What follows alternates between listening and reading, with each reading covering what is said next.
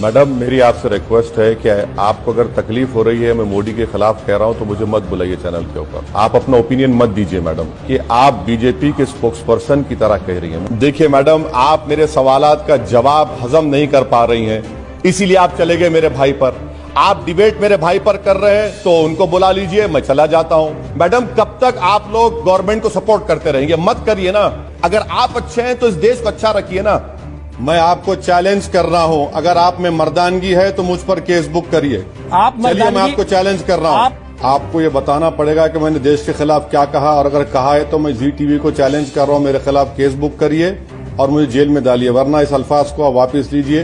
बड़ा दिल नहीं दिखा सकते क्या मुसलमान? मैडम आपसे सीखना नहीं चाहूंगा, मैं अंबेडकर के दिए हुए संविधान को समझने की कोशिश कर रहा हूं। इस प्रोग्राम को खत्म होने से पहले आप मुझे झूठा साबित कर दीजिए।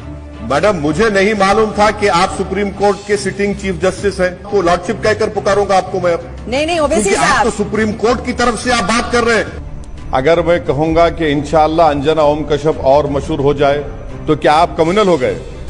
अगर मैं कहूंगा कि इंशाअल्लाह मैं दोबारा एमपी बनूंगा तो मैं कम्युनल हो गया। लेकिन अगर बीजेपी का कोई नेता कहे कि जय श्री राम अंजना और पॉपुलर हो जाए तो वो कम्युनल हो जाएगा।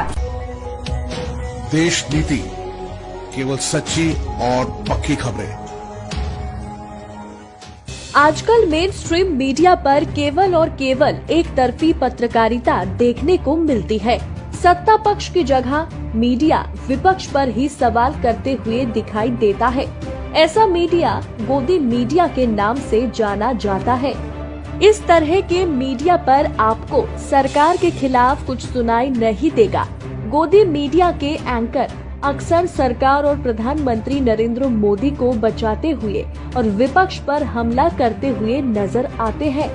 ऐसा कई मर्तबा AIMIM अध्यक्ष असदुद्दीन ओवैसी के साथ भी हुआ, लेकिन ओवैसी ने गोदी मीडिया के एंकर्स को उनकी औकात दिखाई।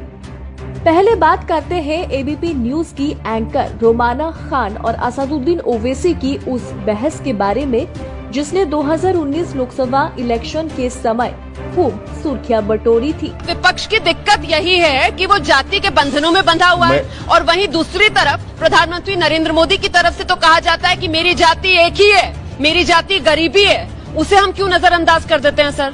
मैडम मेरी आपसे रिक्वेस्ट है कि आपको अगर तकलीफ हो रही है मैं मोदी के खिलाफ कह रहा हूं तो मुझे मत बुलाइए चैनल के ऊपर। आप सवाल करिए, आप अपना ओपिनियन मत दीजिए मैडम। नहीं सर, मैं सिर्फ सवाल ही रख रही हूं। सवाल करना है, मुझे रोकना है। दूसरे नजरिए वाले सवाल रख रही हूं, मुझे ऐसा लग रहा है कि आप नजरअंदाज कर रहे हैं। मैं सिर्फ सवाल रख रही हूं सर। नहीं मैडम, आप देखिए मेरी आपसे बड़ी अदबन गुजारिश है कि आप बीजेपी के स्पोक्स पर्सन की तरह कह रही हैं। मुझे आप सवाल करिए, मैं रात भर बैठने को तैयार हूं। तकलीफ अगर आपको हो रही है तो इससे आप अपने आप को एक्सपोज कर रही हैं कि आप बीजेपी को चाहती हैं, मगर कम से कम एंकर का जो आपका रोल है वो आप मुझसे बेहतर जानती हैं। मेरी आपके लिए अब आपके सवाल का जवाब देता हूं। अब बात करते हैं आज तक की मशहूर एंकर श्वेता सिंह और ओवैसी की उस लड़ाई के बारे में, जहां ओवैसी ने अपने जवाबों से श्वेता सिंह की बोलती पूरी तरह से बंद कर दी थी, जिसके बाद सोशल मीडिया पर श्वेता सिंह को खूब ट्रोल होना पड़ा था। गृह मंत्री ने जो कहा था और उसके बाद प्रधानमंत्री ये कह रहे हैं, तो कौन झूठ बोल रहा है? आपके भाई जो बयान दे जाते हैं, आपसे सफाई मांगी जाती है, और उस समय आप जो बयान देते हैं ना, उसके बाद वो पत्थर की लकीर मान ली जाती है। अब गृह मंत्री ने कहा, प्रधानमंत्री ने कहा, नहीं ऐसा नहीं है, बात किसकी मानी जाएगी? देखिए मैडम, आप मेरे सवालात का जवाब हजम नहीं कर पा रही हैं, इसीलिए आप चले गए मेरे भाई पर। आप डिबेट मेरे भाई पर कर रहे हैं तो उनको बुला लीजिए, मैं चला जाता हूं। अगर आप डिबेट कर रहे हैं कि अमित शाह ने जो कहा वो सच है या झूठ है तो मैं तैयार हूं। मैं आपको मिनिस्ट्री ऑफ होम अफेयर्स के वेबसाइट से कोट करके बता रहा हूं और आप दूसरी जगह चले जा रहे हैं। मैडम कब तक आप लोग गवर्नमेंट को सपोर्ट करते रहेंगे? मत करिए ना। कभी सच्चाई को तो मान लीजिए। अगर मैं झूठ कह रहा हूं तो आप आधे घंटे के बाद मुझे बुला लीजिए, मैं तैयार हूं सुनने के लिए। मैं तो मिनिस्ट्री ऑफ होम अफेयर्स के वेबसाइट से कोट करके बता रहा हूं आपको डिफरेंस। मैं आपसे अपील कर रहा हूं कि सच्चाई को जानिए, छोड़िए मैं गंदा आदमी हूं, मेरा भाई भी गंदा है, हम बुरे हैं। अगर आप अच्छे हैं तो इस देश को अच्छा रखिए ना। छोड़ दीजिए हमारा क्या हाल है, हम गुनाहगार हैं जो भी है।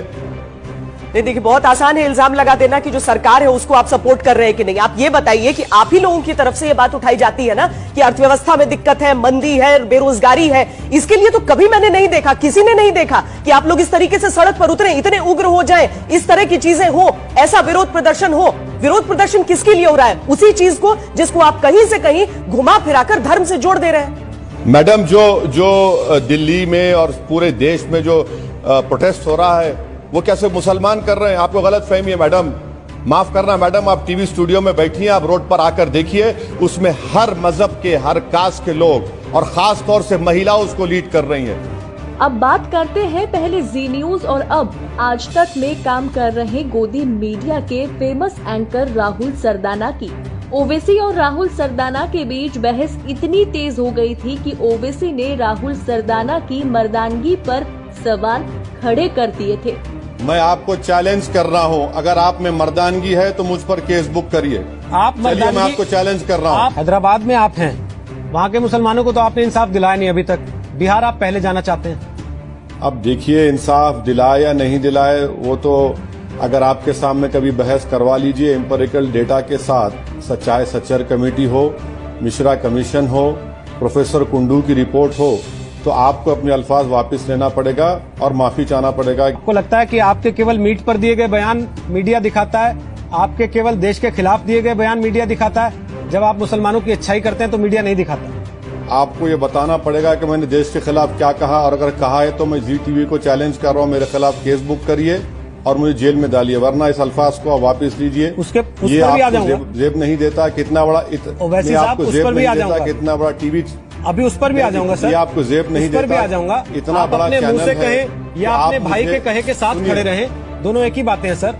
सुनिए, अगर आप देश के तमाम मुसलमानों की नुमाइंदगी करते हैं तो आप अपने भाई की भी नुमाइंदगी करते हैं। आप जरा सुन तो लीजिए, आपने क्या कहा? मैंने देश के खिलाफ कहा। अगर मैं देश के खिलाफ कहा तो आपकी गीरत कहाँ चले गई?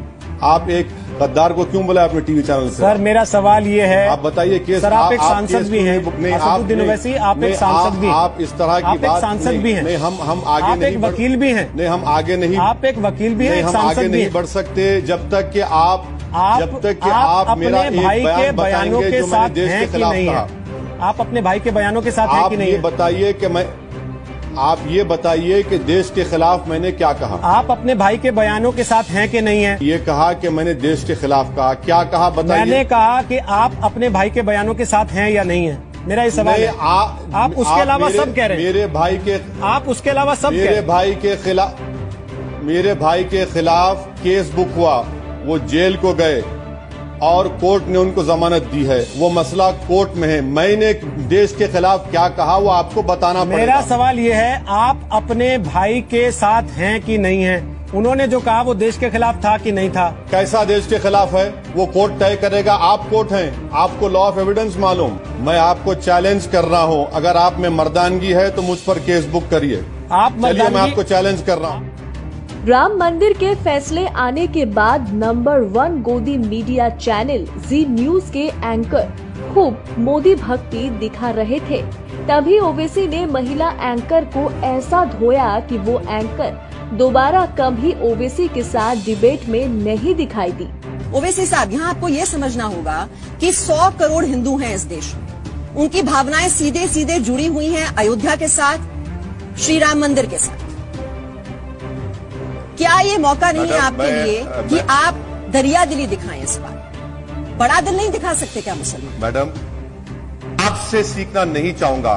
मैं अंबेडकर के दिए हुए संविधान को समझने की कोशिश कर रहा हूं और आप आस्था की बुनियाद पर, हिंदू आस्था, हिंदुत्व की आस्था में डूबकर आप इस तरह का सवाल एक ऐसे शख्स से कह रहे हैं जिसकी जिंदगी का मकसद हिंदुस्तान की कॉन्स्टिट्यूशन को अपहोल्ड करना है।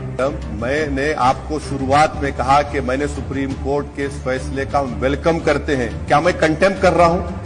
क्या मिस्टर रविशंकर का स्टेटमेंट आपने जी टीवी पर नहीं दिखाया? चलिए, आप उसको गलत प्रूफ कर दिए असदुद्दीन ओवैसी को।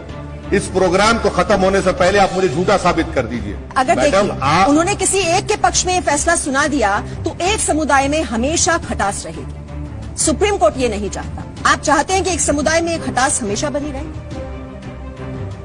मैडम, मुझे नहीं मालूम था कि आप सुप्रीम कोर्ट के सिटिंग चीफ जस्टिस हैं।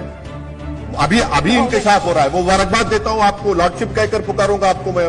नहीं ओवैसी साहब, आप तो सुप्रीम कोर्ट की तरफ से आप बात कर रहे हैं। मैडम, मुबारकबाद देता हूं मुझे। मैडम, एक काम करते हैं ना, चलिए आप मेरी गर्दन कटवा दीजिए, इत्मीनान हो जाएगा सबको। कर लीजिए, मेरे जिस्म के एक नहीं 50 टुकड़े कर दीजिए, बीजेपी से मुद्दा चला जाएगा। कर दीजिए ना मैडम। अगर अब नौबत इस बात पर आ चुकी है तो चलिए हम तैयार हैं, अब क्या कर सकते हैं। हाँ शुक्रिया, आप जब से हिंदू हिंदू बात करके हम पे आ गई, मुबारक आपको। असदुद्दीन ओवैसी और अंजना ओम कश्यप में आए दिन तीखी नोक-झोंक होती रहती है, लेकिन अभी जो वीडियो हम आपको दिखाएंगे उसमें आपको देखने को मिलेगा किस तरह से ओवैसी ने गोदी मीडिया की नायिका अंजना की धज्जियां उड़ाई है। जो खुलकर हिंदू और मुस्लिमों में दरार पैदा करते हैं ऐसी बातें करके, जो आप भी अपने भाषणों में कैंपेन ट्रेल मैंने आपका किया ओवैसी साहब, आप भी बार बार कहते थे इंशाअल्लाह ये मोदी जाएगा।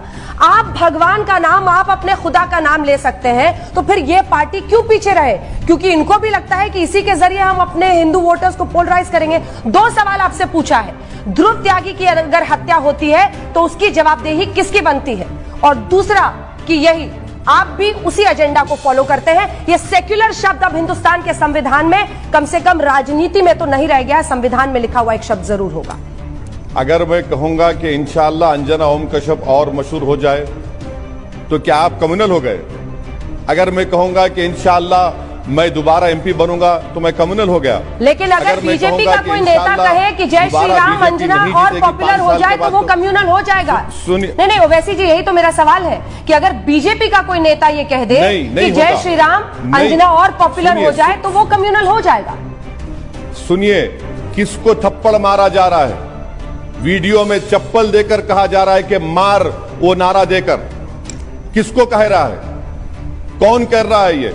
किसने नाम लेकर 6 दिसंबर को क्या किया था?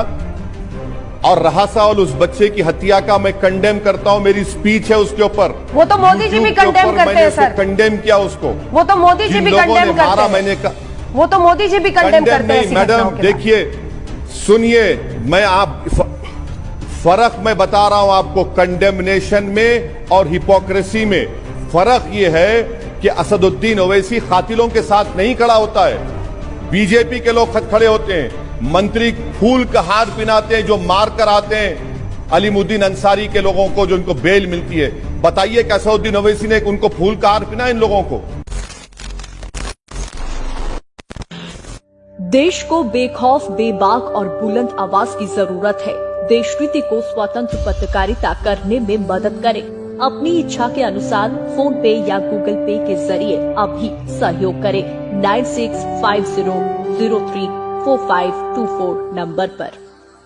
देश की राजनीति की हर खबर सबसे पहले पाने के लिए सब्सक्राइब करें देश नीति को, और खास नोटिफिकेशन के लिए बेल आइकॉन को जरूर दबाएं।